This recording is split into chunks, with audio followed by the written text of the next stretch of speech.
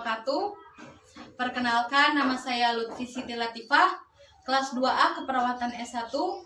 Di sini saya akan melakukan penyuluhan kepada masyarakat tentang Posbindu PTM atau Pos Pembinaan Terpadu Penyakit Tidak Menular. Selamat menyaksikan. Assalamualaikum warahmatullahi wabarakatuh. Waalaikumsalam warahmatullahi wabarakatuh. Perkenalkan, nama saya Lutfi Siti Latifah dari Fakultas Ilmu Kesehatan Universitas Muhammadiyah Purwokerto. Di sini saya akan melakukan penyuluhan kepada ibu-ibu semua tentang Posbindu PTM atau Pos Pembinaan Terpadu Penyakit Tidak Menular. Dengan tujuan untuk menjangkau masyarakat yang masih sehat berumur 15 tahun sampai 60 tahun ke atas agar melakukan screening kesehatan sesuai dengan standar minimal 1 tahun sekali, serta meningkatkan peran serta masyarakat dalam pencegahan dan pemantauan dini faktor risiko PTM. Di sini saya akan memberi materi atau informasi tentang apa itu Posbindu PTM, siapakah pelaku kegiatan Posbindu PTM itu, apa saja kegiatan Posbindu PTM, pengelompokan tipe Posbindu, bagaimana pelaksanaan kegiatan Posbindu PTM, dan yang terakhir, bagaimana proses kegiatan Posbindu PTM. Sebelum ke materi, saya akan membagikan slide terlebih dahulu.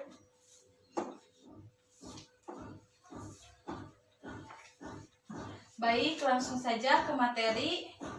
Saya akan menyampaikan materi dari yang pertama, apa itu Posbindu PTM. Yang pertama, apa sih Posbindu PTM itu?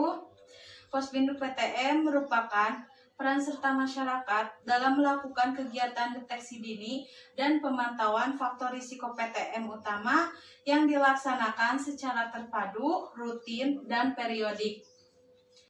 Selanjutnya, pengelompokan tipe Posbindu PTM. Berdasarkan jenis deteksi dini, pemantauan, dan tindak lanjut yang dapat dilakukan oleh Posbindu PTM dibagi menjadi 2 kelompok. Yang pertama, Posbindu PTM dasar, meliputi pelayanan deteksi dini faktor risiko sederhana yang dilakukan dengan wawancara melalui penggunaan instrumen untuk identifikasi riwayat penyakit tidak menular dalam keluarga dan yang telah menderita sebelumnya. Kemudian pengukuran berat badan, tinggi badan, lingkar perut, IMT, dan lain-lain. Kemudian Posbindu PTM utama meliputi pelayanan Posbindu PTM dasar ditambah pemeriksaan gula darah, kolesterol, pemeriksaan IVA, pemeriksaan kadar alkohol pernapasan, dan amfetamin urin. Selanjutnya, pelaksanaan Posbindu PTM. Posbindu PTM dilaksanakan sebulan sekali. Lokasi Posbindu PTM yaitu yang mudah dijangkau oleh peserta dan yang nyaman bagi peserta. Biasanya bisa dilakukan di salah satu rumah warga atau di balai desa.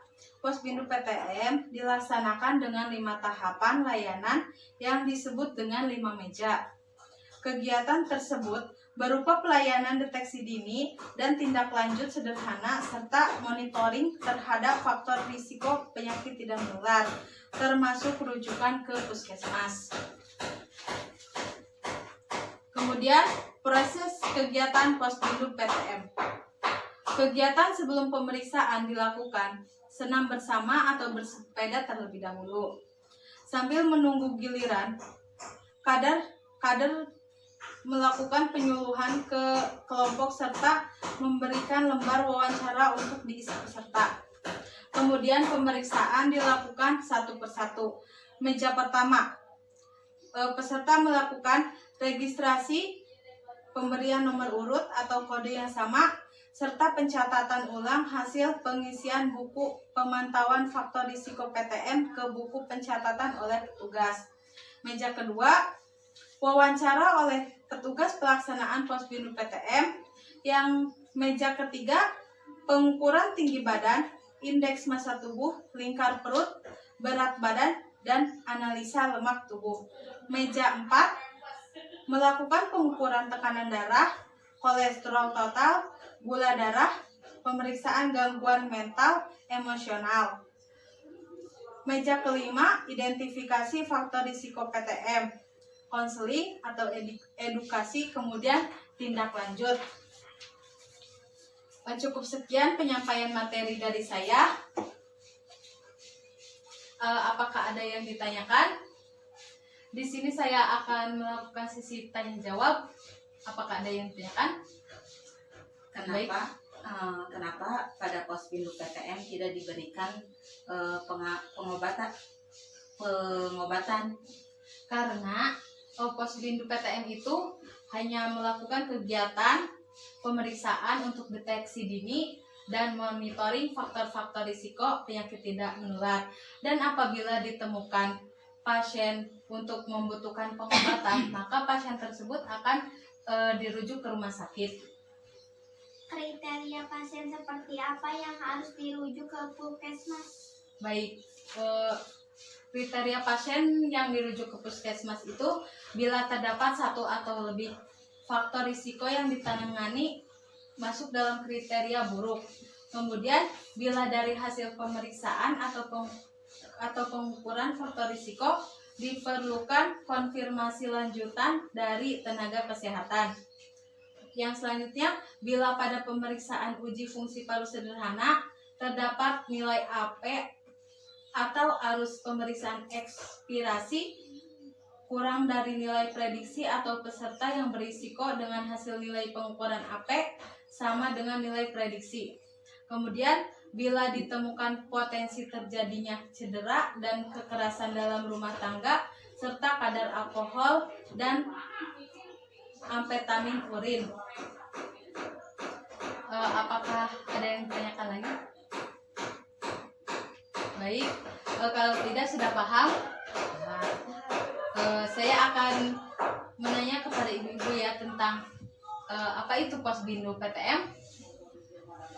Posbindu PTM merupakan peran serta masyarakat dalam melakukan kegiatan deteksi dini dan pemantauan faktor risiko PTM utama yang dilaksanakan secara terpadu, rutin dan periodik. Betul. Yang selanjutnya kegiatan apa saja yang dilakukan oleh Posbindu PTM? Pengukuran berat badan, pengukuran tinggi badan, lingkar perut, tekanan darah. Baik. Cukup sekian penyuluhan dari saya.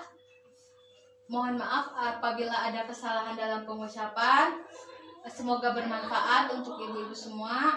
Wassalamualaikum warahmatullahi wabarakatuh. Waalaikumsalam warahmatullahi wabarakatuh. Cukup sekian penyampaian materi penyuluhan tentang Posbindu PTM. Semoga bermanfaat untuk semua. Wassalamualaikum warahmatullahi wabarakatuh.